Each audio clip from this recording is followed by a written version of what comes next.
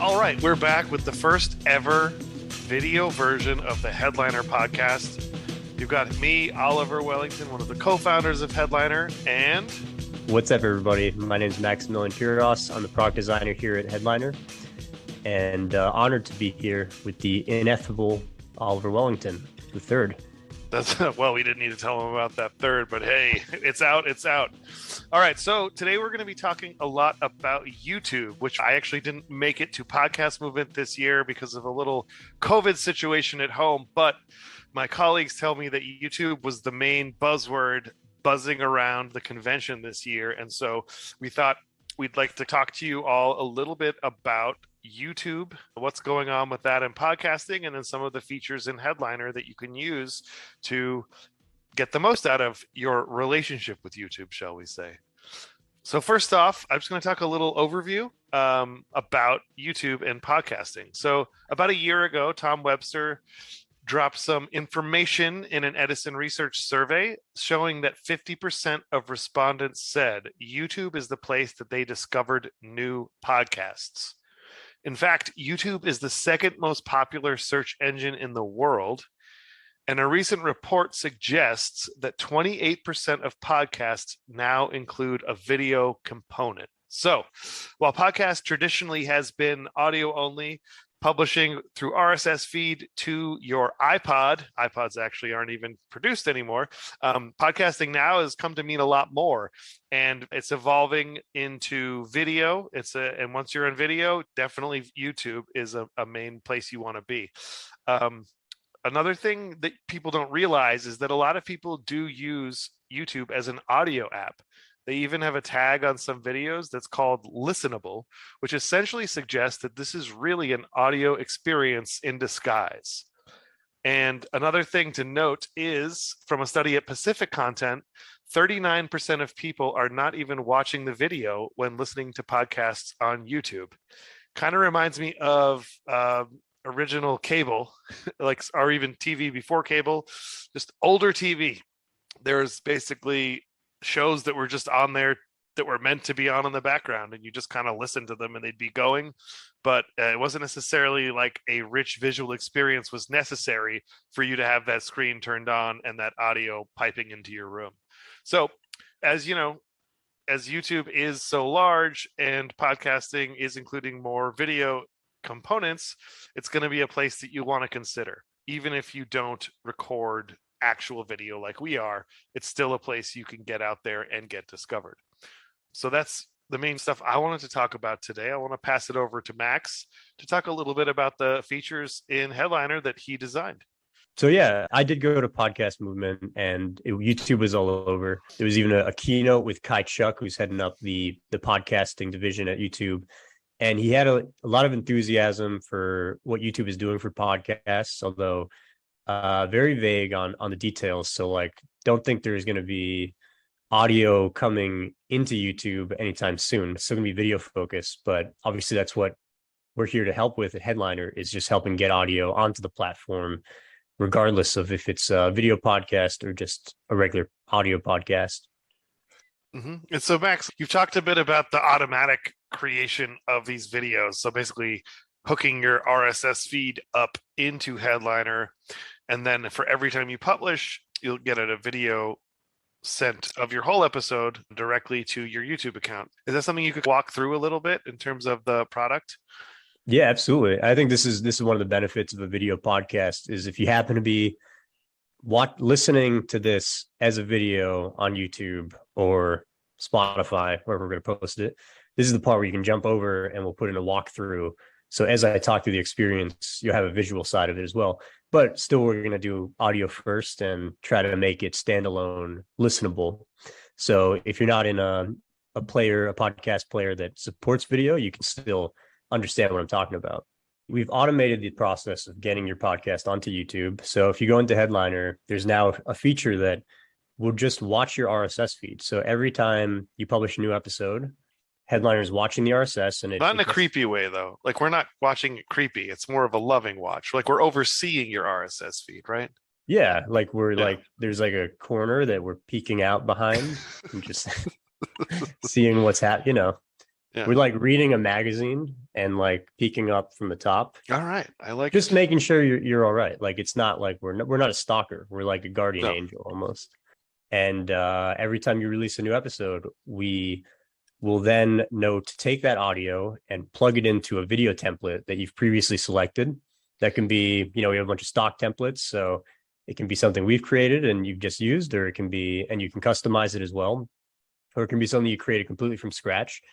And every time your new episode is released, we'll take that audio, plug it into that video template, do whatever is included there, like waveforms, or if there's text, we have some features to dynamically adjust the text. So it'll always be your episode name, for instance. So it's not just the same video every time, but you can add elements that will update based on the metadata of your new episodes. So you can take stuff like the episode title and it'll update the video template each time with the new episode title, with the episode art, and all the different types of things like that come from your feed. And then it creates the video and then it automatically posts it to YouTube on your behalf. So you've essentially given Headliner access to post videos for you. And we'll add in things like the video title, which again can come from your podcast title. So it just automatically updates each time. The video description can be the podcast description. So again, it's just coming from your feed. It's just replicating the work you've already done and adding it to another directory, essentially, which is YouTube. And so all that's done automatically. It's just set and forget it. It's zero work for podcasters. So essentially what we've done is we've removed any excuses. There's just no excuse anymore. You should put your podcast on YouTube. And that's the main point I'm trying to drive here. There's nothing to lose. You're not losing your time. And you're just getting your podcast onto another place that is actually one of the biggest podcast discovery platforms in the world. So really no downside. And we definitely hope people make use of this feature. And they have been. I mean, it's actually one of the number one ways that people are using Headliner since we released this feature. It's been very nice. One thing I wanted to mention as well is that when you auto post to YouTube, you can actually post directly as a live post, but it could also be a draft. So you don't have to, you can go in and review everything in YouTube. In fact, you can set it up in Headliner and then actually never come back to Headliner again. And you'll just sit in your YouTube account and watch the videos show up after you publish your new episodes. So it's just kind of a tool.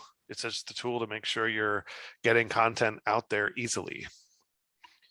Yeah, absolutely. We hear all the time people talk about how they like the effect of audiograms if it didn't take so much time. And so we just are always exploring ways to make you never have to use Headliner. Essentially, you just set it up and it does all the work for you. And we kind of think of it like automating all that work that was just getting in the way of focusing on your podcast as a whole, focusing on the parts that are fun, like creating the content, recording it, etc. And then the kind of almost mundane stuff of converting it into an audiogram, getting it up onto YouTube, like the posting, the figuring out the description, all that can just be automated because you've already done the work once. And that's when you post it to your feed. And then we just, at Headliner, we just try to amplify the reach of that content you've already created. So, Max, what's the best type of video, in your opinion, that you can put onto YouTube? Well, there's definitely a hierarchy of what video types do well on YouTube. The first being, actual video. So if we're being intellectually honest, audiograms are probably not going to do the best in terms of ranking through their algorithm.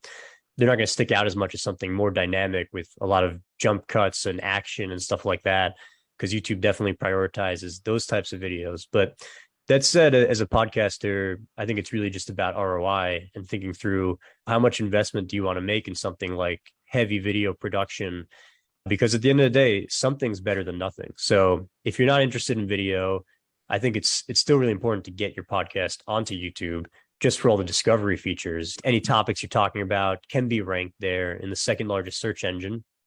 So I think it's important to get at least something there, starting with an audiogram, which, Headliner now does all the work for you. So there's really no excuse not to automatically create an audiogram version of every episode and get it into YouTube, which we auto post for you. So again, zero work for you. And you get the benefits of having your content flowing through the second largest search engine, which is owned by the first largest search engine, Google, if you're not aware of that. And there's a lot of synergy happening between the two. So if you're searching on Google for whatever topic, now if your podcast is talking about that, you might start ranking in the video sections that they return for results. So I'd say, although audiograms might not be the best ranking videos, still huge benefit to doing them. But whenever you're ready to move up, probably doing something a little more engaging with a lot of actions. It's better than a static video, like an audiogram. I'd say It's a the lot more top work. level. I What's can that? tell you that much. I mean, we've been doing this podcast. We, off and on, we'll do episodes, and the audio only versions are a lot less work than. Even though we're doing this very simple video, even Max and I preparing for this, there's been a lot more anxiety just because we're turning the camera on. So, I definitely think that while it's good to do video like this, the reality is many podcasters will never do video because it's not the main medium. It's not the reason they got into podcasting in the first place. And it's just not what they're passionate about. And I think that's okay. Like, I think it's okay to say, you know what, I'm not doing video. Granted, if you do invest the time and the production and all that, I think it will probably, like you're saying, do better on YouTube. It doesn't mean that you can't get the benefits of YouTube just by doing audiograms. I know it's simple, but at the end of the day, you're getting your content out there to people where they are.